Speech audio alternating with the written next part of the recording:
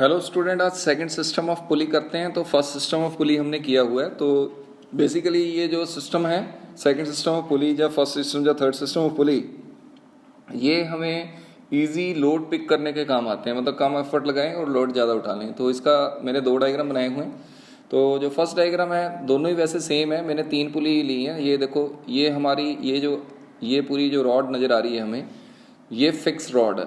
ये कौन सी रॉड है? फिक्स रॉड है। तो मैं आपको दोबारा से बताता हूँ, पूरा आपने अच्छी तरीके से देखना है भी ये कौन कौन सी चीज़ क्या है, जो आपको क्लैरिटी हो जाए, नहीं तो क्लैरिटी नहीं होती। सबसे पहले देखिए, ये जो हमारी रॉड है, ये फिक्स रॉड है। ये ऊपर इस पुली से फिक्स है, इसने कभी मूव नहीं होना। अब बात करें, ये जो ब्लू कलर की रॉड है, ये फिक्स नहीं है। ये एक मूवेबल लोअर ब्लॉक कहते हैं इसको हम मूवेबल लोअर ब्लॉक। ये लोअर ब्लॉक है हमारा, मैं ऐसे लिख सकता हूँ, दिस इज लोअर ब्लॉक। और एक अपर ब्लॉक है, this one is upper block. ये फिक्स्ड है। ये क्या है? फिक्स्ड है। चलो सर, ये हमें समझ में आ गया। अपर ब्लॉक मैंने 5 पुली लगाई हैं। काउंटिंग करें तो 1 2 3 4 5 पुली होगी। ये जो लोअर ब्लॉक है, उसके साथ मैंने लोड अटैच किया है। तो लोड मेरा लोअर ब्लॉक के साथ अटैच्ड है। तो यहाँ से आपने ये डायग्राम, क्योंकि ये इधर थोड़ा सा कॉम्प्लिकेटेड बना था, तो मैंने इसको यहाँ दोबारा रीड्रॉ कर दिया। तो ये देखिए, ये जो पुली का कनेक्शन है, यहाँ से एक ही रोप जा रही है। ये घूमती घूमती घूमती यहाँ से यहाँ से यहाँ से यहाँ से यहाँ, लाइक दिस, ऐसे ये रोप घूम रही है। तो जब हमने लोड उठाना है, तो देखो, अगर हमने यहाँ से एक ही रोप है, अगर रस्सी सेम होती है, रस्सी अगर चेंज नहीं होती, तो उसकी टेंशन कभी चेंज नहीं होती।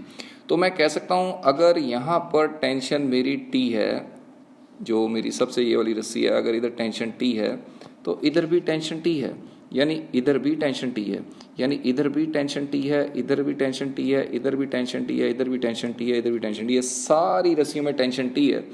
तो जब आपने इसकी क्लैरिटी लेनी है लोड को उठाने के लिए, तो आपने यहाँ पर P लगाना है, और P टेंशन के बराबर हो जाएगा। P किसके बराबर हो जाएगा? टेंशन, क्योंकि ये एफर्ट ही टेंशन प्रोवाइड कर रहा है। तो मैं इस डायग्राम को हाफ करूँगा, क्योंकि देखो, जो लोड उठाना है वो लोअर ब्लॉक ने उठाना है।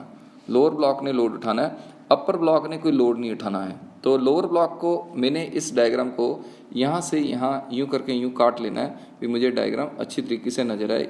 ये कुछ ऐसे काट लेना है नीचे वाला पोर्शन।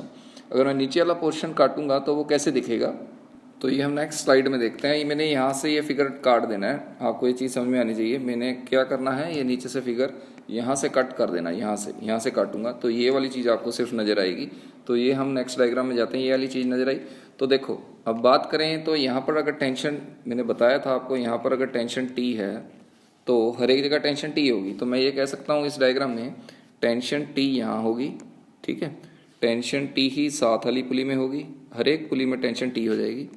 ये भी टेंशन टी होगी, ये भी रोप में टेंशन टी होगी, ये भी टी होगी, और ये भी टी होगी। अब सोचो कितनी टेंशन टी ऊपर लग गई। 1 2 3 4 5 5 रस्सी हैं। तो यानी हमारा